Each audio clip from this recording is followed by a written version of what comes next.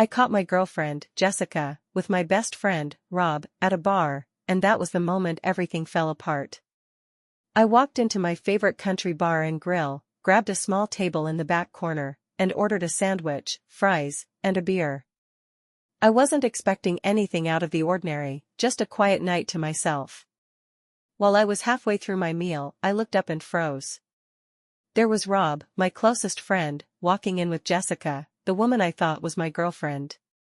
My stomach sank as I replayed what she'd told me earlier. I had invited her to spend the evening with me, but she claimed she had plans with some friends and suggested we meet tomorrow instead. And now, here she was, holding hands with him. Jessica and I had been seeing each other for 6 months. I really thought we were building something real. We spent nearly every weekend together, and she'd even mentioned how much she loved the time we shared. We'd started talking about the future, tossing around the idea of getting engaged someday, though we didn't feel the need to rush into it. All of that now felt like a cruel joke. As I sat there, stunned, someone turned on the jukebox, and Patsy Cline's Crazy started playing. I couldn't help but focus on the lyrics. Crazy for thinking that my love could hold you, it was as if the song was mocking me. I watched Jessica and Rob laugh, leaning into each other like a couple who didn't have a care in the world. It hit me harder than I expected because Rob knew how much Jessica meant to me. Some bro code he had. By the time the chorus of the song played, crazy for trying, crazy for crying, I couldn't sit still any longer. I stood up, walked across the room, and stopped in front of their table. Rob opened his mouth to say something, but I cut him off. "Don't," I said sharply. "Rob, if I ever see you again, one of us is going to end up in the hospital." I turned to Jessica, who looked like she was about to cry. "And you," I added, my voice cold, "we're done. You've shown me exactly who you are." Without waiting for either of them to respond, I walked out of the bar. The anger boiled inside me, but I wasn't about to give them the satisfaction of seeing me lose my cool. The next day, my phone wouldn't stop ringing. It was Jessica, but I wasn't in the mood to talk. Later, Rob called. Against my better judgment, I picked up. "What do you want, Rob?" I said, my tone sharp. "Ethan, I'm sorry," he began. "You know, I've always thought Jessica was attractive. We got to talking at work, and, well, one thing led to another. I asked her out, and she said yes." "You knew she was with me," I spat back. "And you asked her out anyway? How many times, Rob? How many times have you been with her?" There was a long pause before he admitted, 3 times. "We've been together 3 times. It just happened." "I'm sorry." "Sorry doesn't cut it," I said, my voice ice cold. "What about Megan? Does she know you've been cheating on her? She deserves better than you." Silence. "Don't ever call me again, Rob," I said before hanging up. Megan, his girlfriend, worked with all 3 of us at the plant. She was one of the nicest people I knew, and it broke my heart to think about how this would destroy her. Later that evening, Jessica called again. I figured it was time to put an end to it. "What do you want, Jessica?" I asked. "Ethan, I just want to say I'm sorry," she began. "Rob asked me out several times, and I finally said yes. It didn't mean anything." "Cut the crap," I snapped. "Rob told me you 2 were together at least 3 times. Let me guess, it's probably more than that. Was it the money? Was that what did it? Well, good luck with that. You and Rob deserve each other." She started to respond, but I cut her off. "The only person I feel sorry for is Megan. She trusted both of you, and you threw that away. Stay out of my life, Jessica. And stop calling." I hung up and let out a deep breath. The betrayal stung, but at least I had made my position clear. Thinking back, I couldn't believe how I'd ended up here. Growing up in Ohio, I'd been raised in a working-class family. My dad was a coal miner, and my mom always made sure we knew the value of hard work. She'd also taught me to respect women, telling me to treat them the way I'd want my own sisters treated. I wasn't the most outgoing kid, but I had big dreams. I wanted to be a mechanical engineer, and when I got a scholarship, it felt like a miracle. College wasn't easy for me, I was reserved, and making friends didn't come naturally. But then I met Lucas, a business major who seemed to know everyone. He was charismatic, confident, and had a knack for getting people to open up. Lucas and I became fast friends, and when I wasn't focused on football or my studies, we hit up parties together. He had a way of drawing people in, especially women, and I probably wouldn't have talked to half the girls I did if it weren't for him. After graduation, I stayed in Ohio and landed a job at a Ford plant. The pay was solid, and I was able to afford a decent apartment and a used truck. I even sent money home to my parents each month to help out. Life felt steady, if not exciting. Lucas ended up in the same city, working as a manager at a warehouse that supplied parts to the plant. We stayed close, hanging out on weekends, and it wasn't long before he introduced me to his girlfriend, Megan. She was smart, kind, and had this effortless charm. I could see why Lucas was so taken with her. If I'm being honest, there were moments I wished I had met her first. But Lucas and I had an unspoken rule: friends don't mess with each other's relationships. Now, looking at the wreckage of my own love life, I couldn't help but feel sorry for Megan. She didn't deserve any of this. I had always stuck to an unspoken code with my friends, especially Mike. No matter how tempting, I didn't date anyone he was involved with. Sure, I went on a few casual outings with women from my plant, but it was strictly platonic. Double dates with Mike and Sarah, though, were another story. Being around Sarah stirred something in me, but I buried those feelings deep. She was always kind to me, and that just made it harder. One day, Mike invited me to their plant's Christmas party. Their company supplied parts to ours, and I figured it wouldn't hurt to go. That's when I met Jessica. She was a knockout, curves in all the right places, and a style that turned heads. Unlike Sarah, who was more reserved, Jessica had a bold and flirtatious nature. She worked as a secretary for one of the managers at Mike's plant, and we hit it off immediately. Jessica and I spent the whole night dancing and chatting. By the end of the evening, we decided to meet up again. For New Year's Eve, Mike and Sarah joined us for a double date. Sarah said she was happy I'd found someone, but I could tell there was something off in her tone. It wasn't exactly jealousy, but it wasn't wholehearted support either. That night, after the festivities, Jessica came back to my place. Let's just say she left quite the impression. The next morning, Jessica seemed a little surprised by my modest apartment. I explained that my job was still relatively new and that I didn't need much right now since I was helping my family back home. I assured her that I'd eventually work on building a more comfortable life, but for now, I was focused on the basics. Then she asked about Mike's background. "Is it true his family's loaded?" she inquired casually. I confirmed that Mike's parents had funded his college education, though he wasn't exactly living like a trust fund kid. Our relationship moved quickly after that. We spent nearly every weekend together, going out to eat, catching movies, and just enjoying each other's company. I was starting to fall hard for Jessica, and she seemed to feel the same way. But as time went on, a few things started to nag at me. Her constant flirting with other guys and her obsession with material things didn't sit well with me. I'd often reassure her, telling her that we could build a great life together. Still, I couldn't shake the feeling that something was off, especially on those double dates with Mike and Sarah. There was a weird tension I couldn't quite put my finger on. Jessica and I had been together for about 6 months when I decided to give her a token of my feelings. While we were at a county fair, I bought her a small friendship ring from a jewelry booth. It wasn't much, but I told her it symbolized that she was mine until she felt ready for something more serious, like an engagement. She smiled brightly as she slipped it on, and for a moment, I thought everything was perfect. I was also working on myself during this time, hitting the gym 3 times a week. I managed to get down to 230 pounds and felt better about how I looked. But then came that fateful night at the country bar and grill. Seeing Jessica and Rob together, locking lips, no less, was a gut punch I wasn't prepared for. After confronting them and having those painful follow-up conversations, I cut all ties with both of them. As angry as I was, I couldn't help but feel bad for Sarah. She didn't deserve any of this. A couple of weeks later, my phone rang. It was Sarah. "Ethan, I'm so sorry about what happened with Jessica," she said.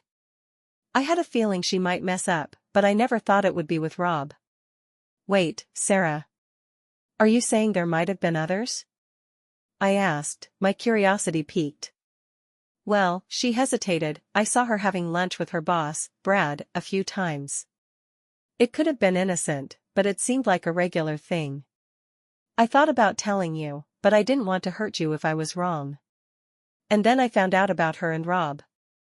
That's when I cut ties with both of them. Thanks for letting me know, Sarah. I've been worried about you through all of this. You're one of my closest friends. Maybe we should catch up sometime." "I'd like that, Ethan," she replied softly. "Take care." After our conversation, I wasn't sure whether to feel relieved or more burdened. A few more weeks passed, and one evening while I was picking up groceries, I ran into Sarah at the supermarket. "Hey, Ethan," she greeted me with a warm smile. "Good to see you. How have you been?" "Not bad," I replied. "And you? Back in the dating scene yet?" She smiled again. "I've turned down a few offers because, well, I've got my sights set on someone special. I don't want to ruin things if he decides to call." I chuckled nervously. "Oh, sorry to hear that. Actually, I was going to ask if you'd like to." "Yes," she interrupted, her eyes lighting up. "I'd love to go out with you." "You're the one I was hoping would ask." Caught off guard but thrilled, I asked, "How about Saturday? We could hit up my favorite country bar and grill." "Sounds perfect," she said. "What time? And what should I wear?" "I'll pick you up at 6. Just wear something comfortable." When Saturday came, I arrived at her place right on time. Sarah stepped out in a Western-style outfit, jeans, a vest, a cowgirl hat, and boots. She looked incredible. I opened the truck door for her, and she climbed in with a big smile. The bar had a live country band scheduled for later that night, but we had about an hour to chat before the music started. Over beers, we discovered just how much we had in common. Sarah told me she was originally from Kentucky, just a county over from where I grew up. She'd gone to college there before moving to Ohio for work. Talking to her felt easy, natural, like it was meant to happen all along. We placed our food orders, and I opted for a hearty double bacon cheeseburger with fries, while Sarah chose a Reuben sandwich. We decided to share the fries, which felt oddly intimate, like we were reconnecting on some unspoken level. At one point, she asked if this was the same bar where I had caught Mike and Emily together. I confirmed it was, but I assured her that no couple of cheaters could ruin my favorite hangout spot. She just smiled, a soft, knowing kind of smile. As the band kicked off their set, they began with a couple of slow songs to get the couples out on the dance floor. It was all classic hits, the kind that tugged at your heartstrings and had everyone swaying in unison. Sarah and I joined in, and for those moments, it felt like the rest of the world faded away. When the pace picked up with some fast-tempo tunes, we returned to our table. I admitted I wasn't much into fast dancing, but told her I enjoyed watching the women move. She laughed at that, her eyes sparkling mischievously. The band played a couple of Roy Orbison classics, his music always struck a chord with me. Then, they switched over to some Loretta Lynn tunes. We hit the floor again for the slower ones, letting the music guide us. At one point, the announcer invited all the ladies up for some line dancing, and a few brave guys joined them. I teased Sarah about joining in. "Why not get in there and show them your moves?" I said playfully. "You just want to check out my big OL butt," she quipped with a grin before heading up to join the others. She wasn't wrong, though. As she lined up with the women, she turned back to me and gave her hips a cheeky little shake, making me laugh. When the song ended, she came back to the table, her face glowing. I leaned in and kissed her without thinking. Pulling back, I quickly apologized, but she just smiled and said, "I'm not sorry," before kissing me again. The night flew by in a blur of dancing, laughter, and a couple of beers. Before we knew it, the announcer declared the last song of the evening.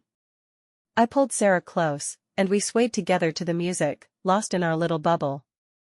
When the song ended, I kissed her one last time, before driving her home. At her door, I asked if she'd like to go out again next Saturday, suggesting a trip to Cedar Point, the big amusement park in Ohio. She eagerly agreed, and we exchanged a lingering goodnight kiss. The whole next week at work, I couldn't stop smiling. By Friday, I gave Sarah a call to confirm our plans. She admitted she'd never been to Cedar Point but had always wanted to go.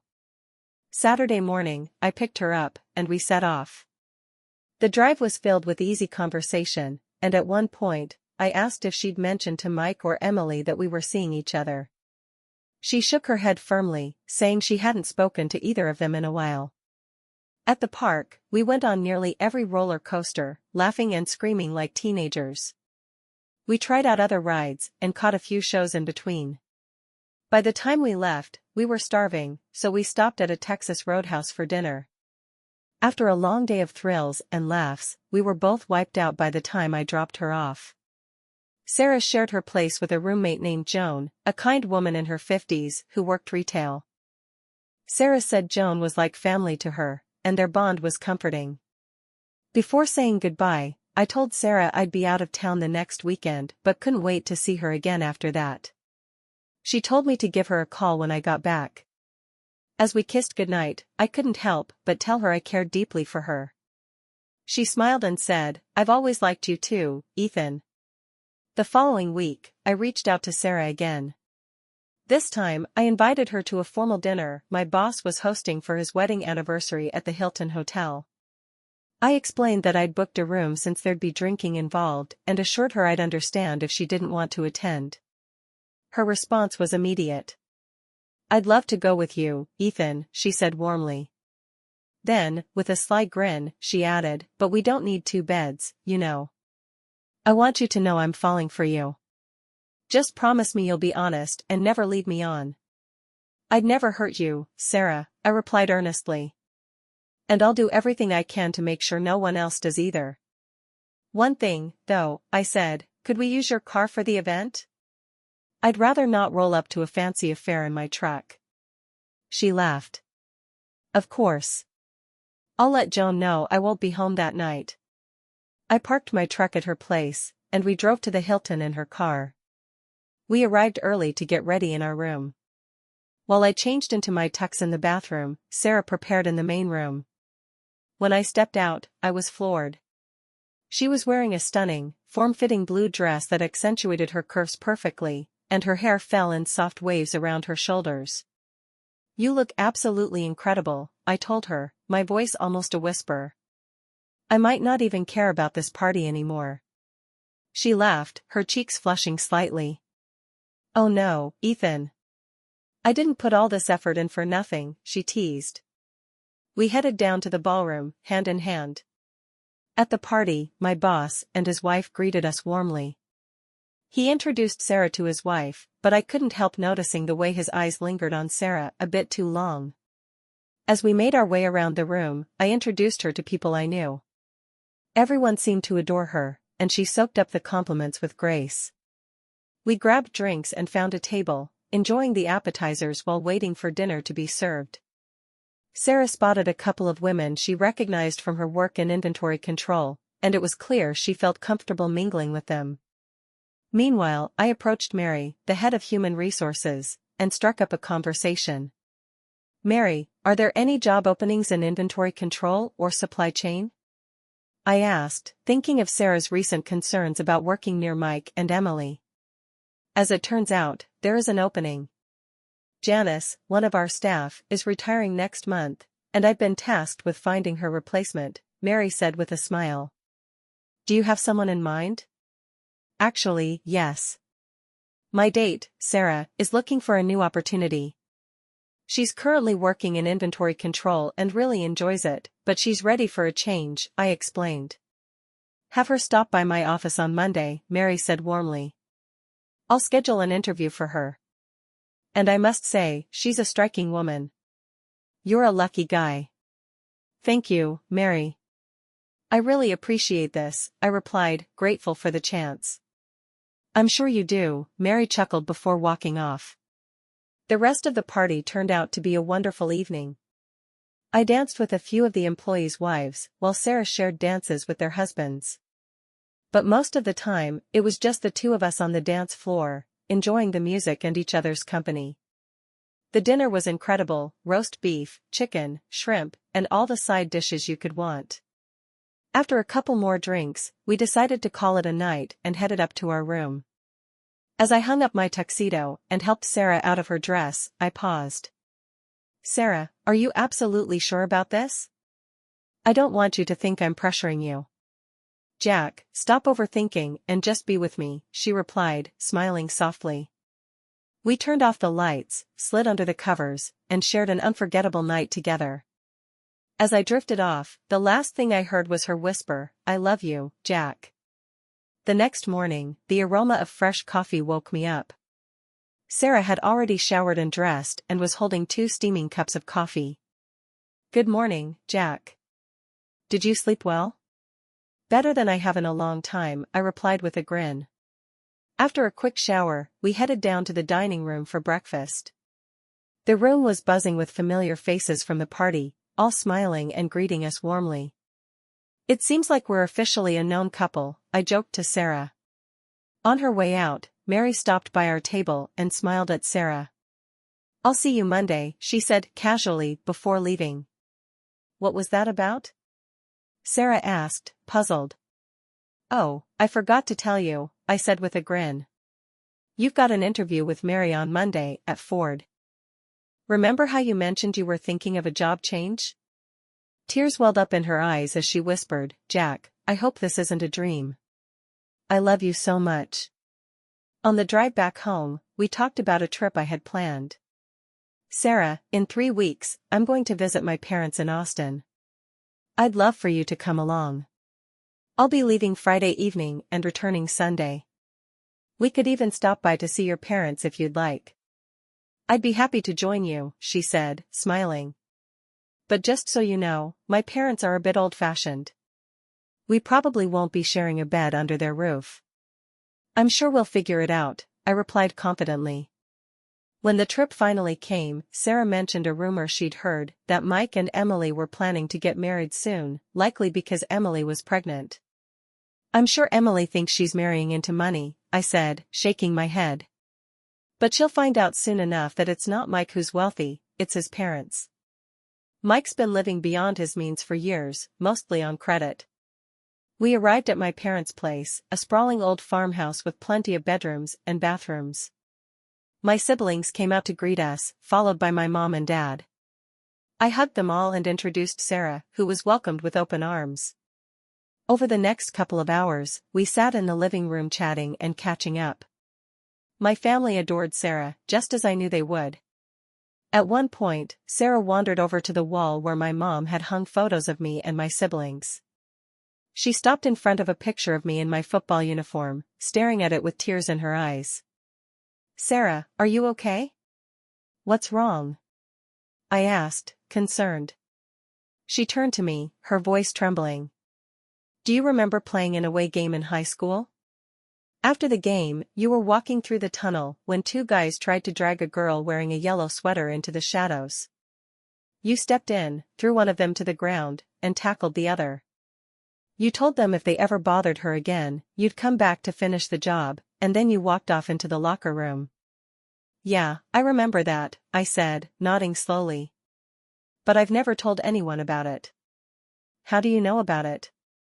Jack, I was that girl, she said, her voice breaking. I never saw your face, just the number 52 on your jersey. I tried to find you afterward, but no one seemed to know who you were. All I could learn was your first name. I waited by the tunnel that day for my friend when those guys grabbed me. They said they wanted to have some fun. Then you showed up. They never bothered me again. She leaned in and kissed me, her eyes filled with gratitude. I think that's why you felt so familiar the first time we met, she said softly. That's the only good thing I can say about Mike, he introduced us. That night, my mom prepared a guest room for Sarah and told me I could sleep in the basement, where there was an extra bed. Around 1 a.m., Sarah snuck downstairs to see me. We shared a quiet, intimate moment together before she returned to her room an hour later. The next day, we visited Sarah's parents. I hadn't realized they were so well off. Their house was gorgeous, and Sarah introduced me to her two younger sisters, who were just as stunning as she was. One of them, Sandy, whispered to Sarah, "Your boyfriend's really handsome." Inside, we sat down and chatted. Her father, Hank, asked me about my job and background, clearly protective of his eldest daughter. After some time, I cleared my throat and said, "Mr. Carter, I'd like to talk to you about marrying your daughter. I'm here to ask for your blessing." Sarah looked at me, wide-eyed and teary, clearly taken by surprise. "Even though we haven't been together very long," I continued, "our love is strong, and we're ready to build a life together." Hank studied me for a moment before smiling. "Jack, I appreciate you coming to me. But you should know, Sarah follows her heart." "Sarah, do you love him?" "Yes, Daddy," she said, her voice firm. "With all my heart." "Then you have my blessing, under one condition," Hank said. "You two must get married here in Austin so your mom and I can give you a proper wedding. And we'll cover all the expenses." I surprised everyone by pulling out an engagement ring from my pocket, getting down on one knee, and proposing to Sarah right then and there. She said yes, kissed me, and then hugged her parents, who were both shedding tears of joy. We ended the day with a wonderful family dinner of fried chicken. Back at my parents' place, I assured the Carters that we'd keep them updated on our plans. Life was looking brighter than ever. When we shared the news of our engagement with my parents, they were absolutely overjoyed. My mom hugged Sarah tightly, and my dad clapped me on the shoulder with a proud grin. Word traveled fast through the family, and soon, everyone nearby was invited over for a barbecue to celebrate. My dad took charge of the grill, proudly declaring himself the grill master, while my mom worked her magic in the kitchen, preparing the meat and sides. Sarah, ever eager to help, joined her in the kitchen and mentioned that she loved cooking. My mom, delighted, welcomed her assistants. As the family trickled in, everyone came by to meet Sarah and offer their congratulations. She was the first woman I'd ever brought home to meet my family, and they didn't hold back their approval. "She's a keeper, Charlie," my Aunt Martha whispered, giving me a wink. "Make sure you treat her right." After a long day of eating, laughing, and catching up, we said goodbye to my relatives, promising to share the wedding date with them soon. Later that evening, as we were getting ready for bed, Sarah confided something amusing. My mom had warned her to watch out for shoes left near the stairs, but she'd accidentally kicked a pair down anyway. When Sarah tried to apologize, my mom just chuckled and told her, "Honey, I was young once too. You've got the kind of energy that leads to a house full of kids, just like me." Later that night, Sarah tiptoed downstairs to join me for a private moment. We tried to keep things quiet, but, well, you know how that goes. She snuck back upstairs around 5 in the morning, but the knowing smile my mom gave her at breakfast made it clear she hadn't missed a thing. After a hearty country breakfast, we hugged my parents goodbye and made our way back home.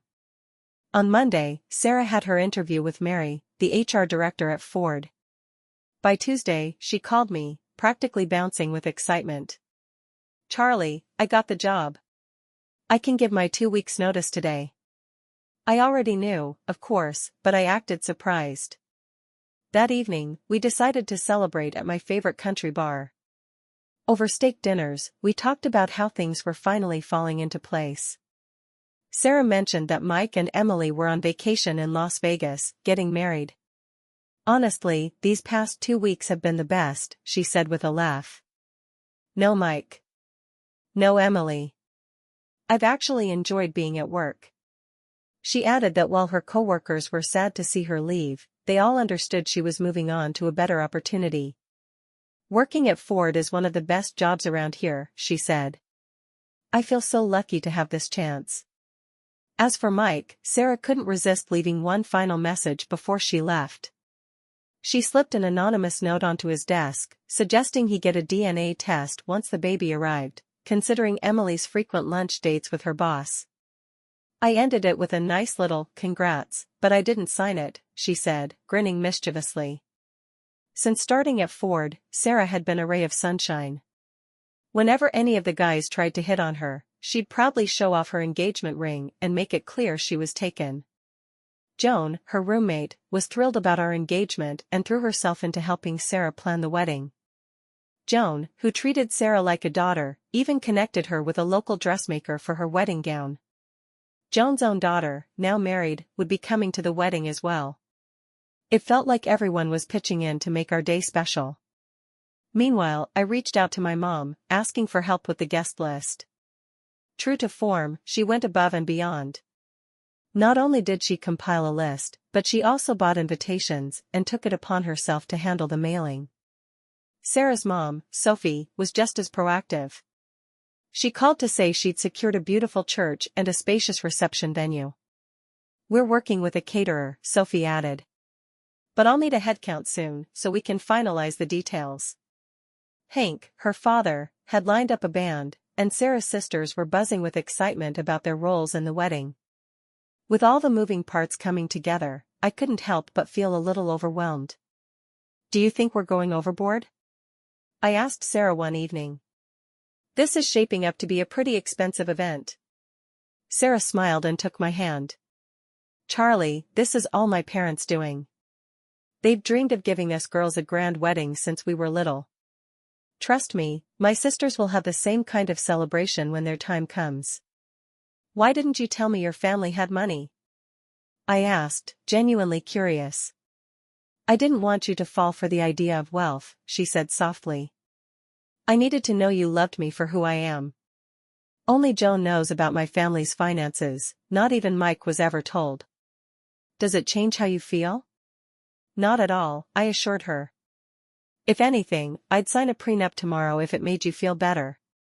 "Charlie, there's no need for that," she said, her voice steady. "I believe in us. I believe we're forever." Her words brought a lump to my throat. We might have been planning a big, fancy wedding, but at the heart of it all, it was just about the two of us. And that's all that really mattered. At the time, I didn't have much in terms of wealth, and Sarah knew that. Any inheritance I might receive was still far off, but we were building a future together with love, not money. That's what mattered. Sarah often said, "I'll have a loving husband by my side, and that's all I need." As wedding preparations moved forward, Sarah finalized her lineup. Her father would proudly walk her down the aisle, her older sister would be the maid of honor, and her younger sister, along with my two married sisters, would serve as bridesmaids. My brothers-in-law joined the lineup as groomsmen, while my two single brothers were paired with Sarah's sisters. My youngest brother was honored to be my best man. To complete the family affair, my adorable niece and nephew were chosen as the flower girl and ring bearer. Everyone was thrilled to play their part, and it warmed my heart to see how everything was coming together. Sarah was thriving in her new role at Ford. Her co-workers admired her work ethic and cheerful personality, she had won them over quickly. But one small issue popped up: with only 5 months on the job, Sarah hadn't accrued enough vacation time to take off for the wedding. We brainstormed a bit and decided that the best option was to leave Friday night, get married on Saturday, and return home Sunday. It was a tight schedule, but we were willing to make it work. Just 3 weeks before the wedding, my plant manager, Mark, called me into his office. We had a great working relationship, and I knew he was planning to attend the wedding. He got straight to the point. "Charlie, I heard about your wedding schedule," he said, leaning back in his chair. "You're planning to leave Friday, get hitched Saturday, and be back by Sunday, right?" I nodded. "That's the plan, Mark. Sarah doesn't have enough vacation time." "Well," he said with a grin, "tell your lovely bride she's got personal time off starting Thursday and running through all of next week. Oh, and one more thing, I've got 2 tickets here for a 4-day cruise. Consider it a honeymoon gift from us." I was stunned. Thank you, Mark. This means so much. Sarah is going to be thrilled.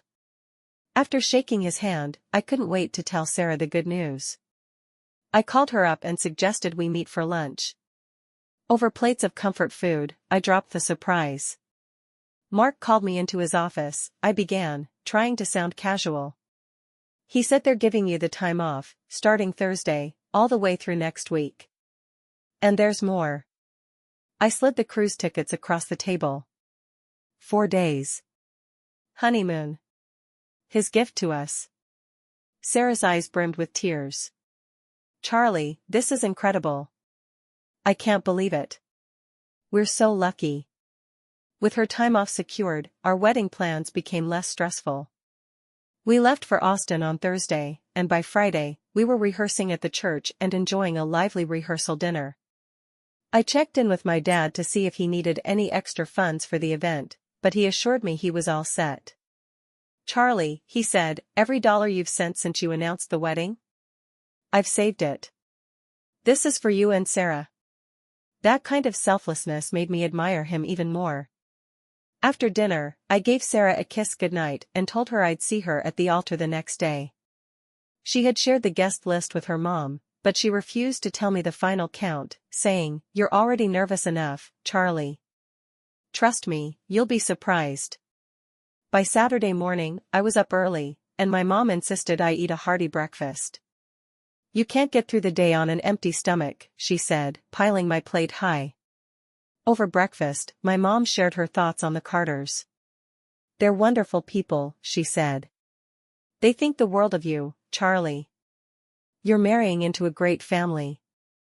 After breakfast, I took a long shower, shaved, and slipped into my white tuxedo. My brothers, all in sharp black tuxedos, helped with last-minute details.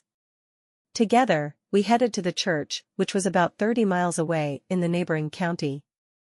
When we arrived, I couldn't help but marvel at how grand the church was. My brother mentioned it could hold over 700 people, and it was quickly filling up. Guests were arriving by the dozens, and I felt the excitement building. Though my brothers told me to relax, I insisted on helping seat some of the guests.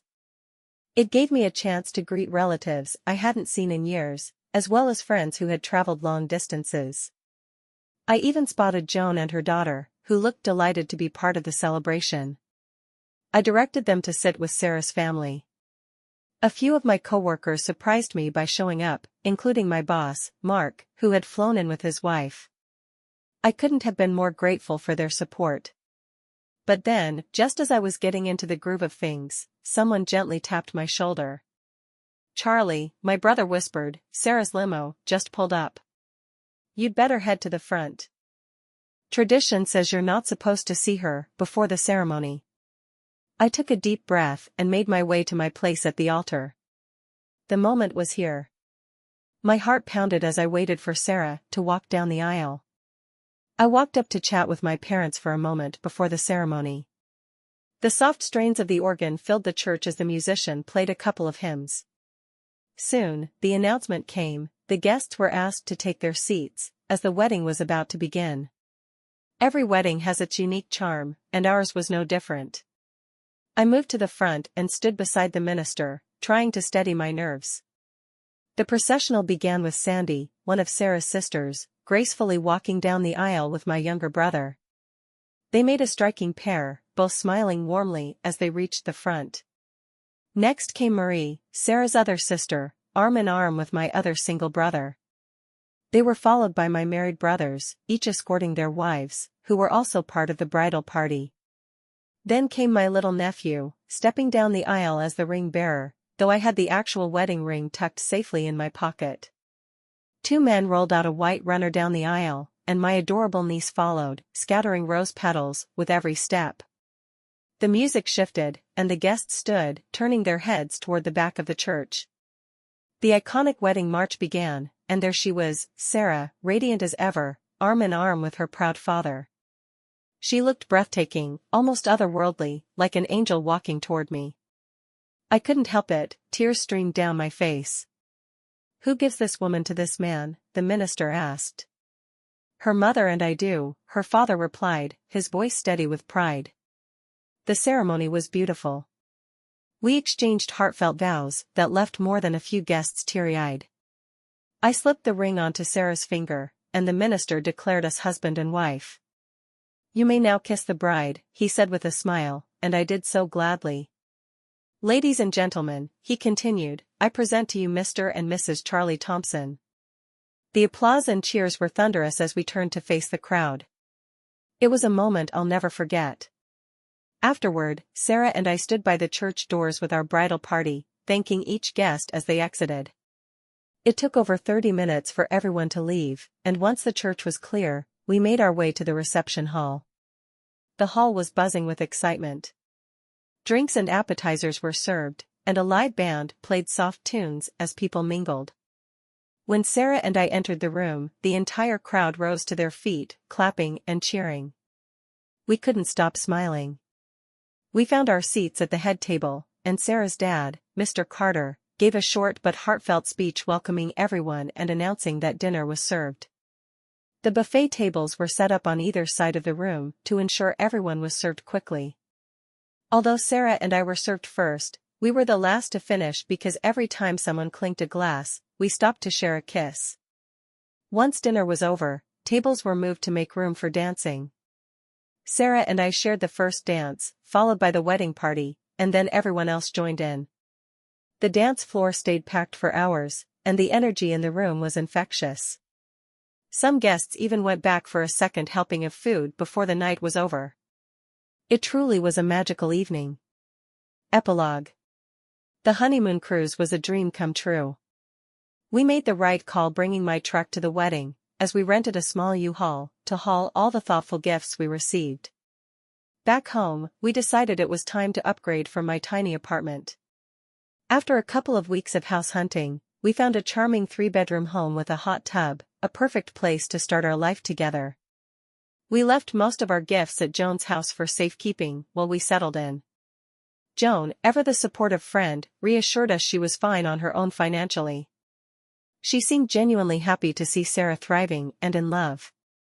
Every evening, Sarah and I worked on thank you cards, making sure to express our gratitude to everyone who had shared in our special day. We also made it a habit to have lunch together at work a few times a week. It's a small thing, but it keeps us connected. 4 months into our marriage, everything feels like it's falling into place.